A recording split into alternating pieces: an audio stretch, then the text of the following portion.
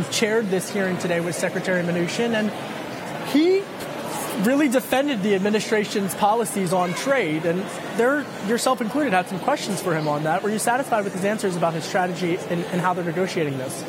Well, I still think the administration has a number of explanations that they have to offer. What isn't clear to me, and what I've asked for the administration to clarify, Kevin, is what is the ultimate goal here? On the one hand, I take some solace at the words I hear, like what the president said at the G7. He wants to actually bring down trade barriers. But I look at the one agreement, the one trade agreement that has been modified in this administration, Korea, and instead I see trade barriers that are actually built up. And so, for example, Korea has a quota imposed upon them on their steel exported to the U.S., an additional 20 years, I believe, on the 25% tariff on their vehicles coming, their trucks coming to the U.S.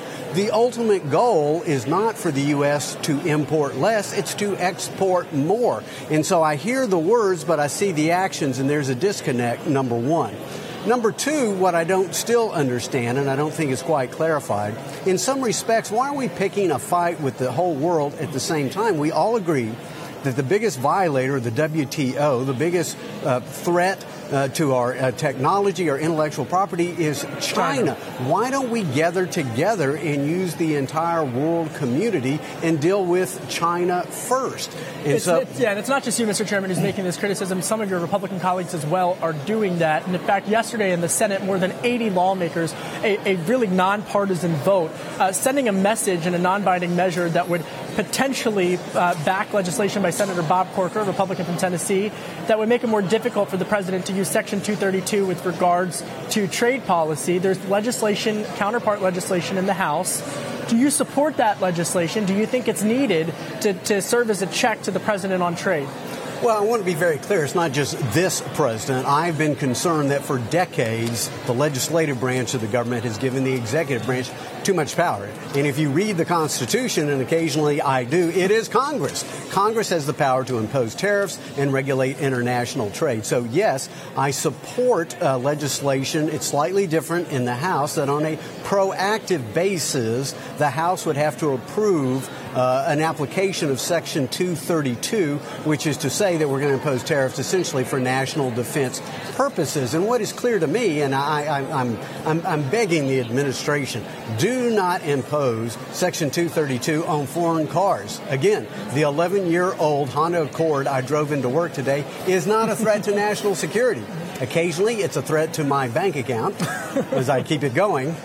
But it is not a threat to national, again, personally. But it is not. It's not a threat, and it harms the credibility of the administration. This needs to be something cooperative. Congress has to be involved. And listen, I appreciate our president as he confronts NATO, as he confronts China. I just wish we would focus on China first, and let's get our allies focused on solving the major problem we have in trade. The Treasury Department came out with an interesting report today, $607 billion deficit. That's an increase of 16%. Republican president, your thoughts?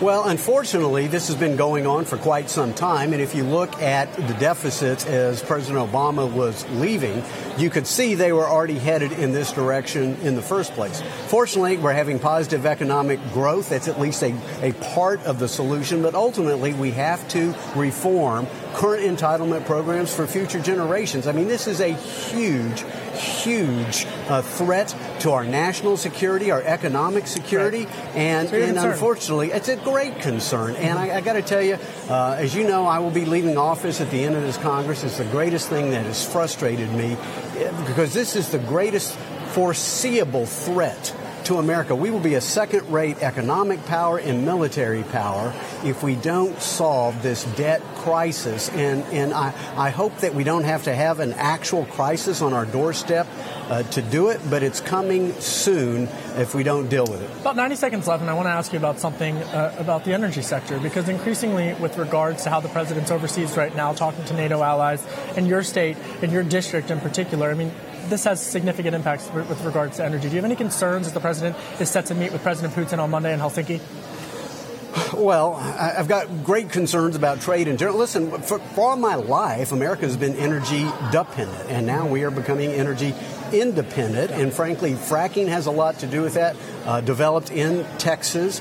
But some of these tariffs on steel and aluminum can affect our ability to be energy independent. But the president is right. Our European allies need to be a lot more energy independent, not dependent upon Russia. And it seems like no matter what the president says, oh, you're too soft on Russia, you're too hard on Russia. The truth is, nobody in the EU needs to be dependent upon Russian energy. This is not a good thing, and I appreciate our president bringing it up.